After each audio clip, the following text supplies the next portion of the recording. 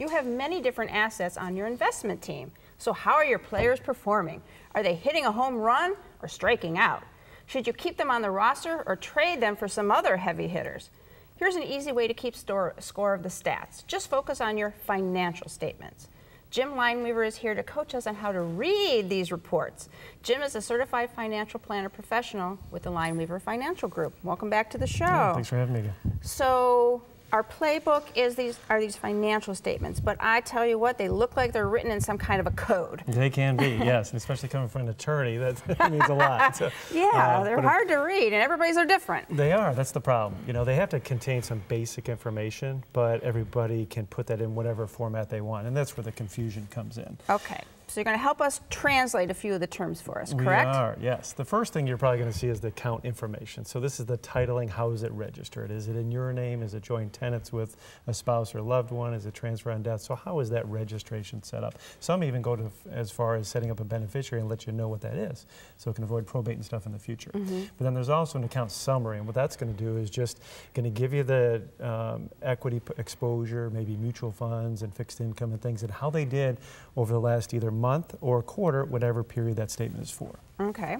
Then I've seen something called portfolio detail. Yeah. What does that have covered in What it? this is going to really do is lay out every stock or bond or mutual fund that you may have in there. And they can list information like if it's a bond, the credit rating. If it's a mutual fund, is it equity or balanced?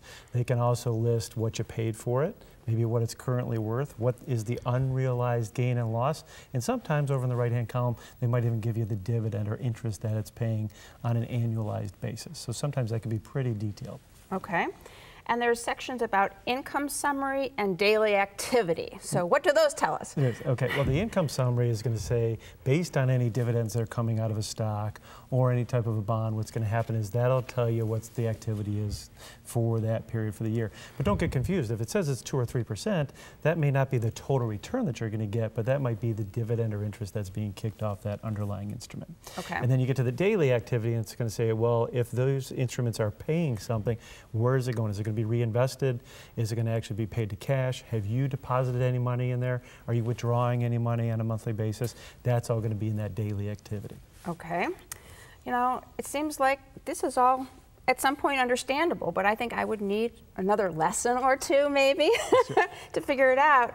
But you have a way to help out our viewers, right? We do. We have an education program coming up because whether you're dealing with insurance or securities and all these different statements, it can be confusing. So our first one's going to be on Tuesday, September 22nd at 6 p.m. And we also have one Thursday, September 24th at 1 p.m. It's free to the viewers, but I'd ask them to call quick because it usually gets filled up pretty rapidly. So you got to make reservations. That'd be a good idea. All right.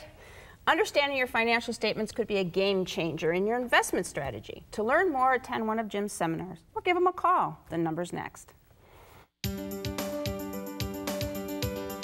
For more information, call the Lineweaver Financial Group at 1-888-313-4009 or click to www.lineweaver.net.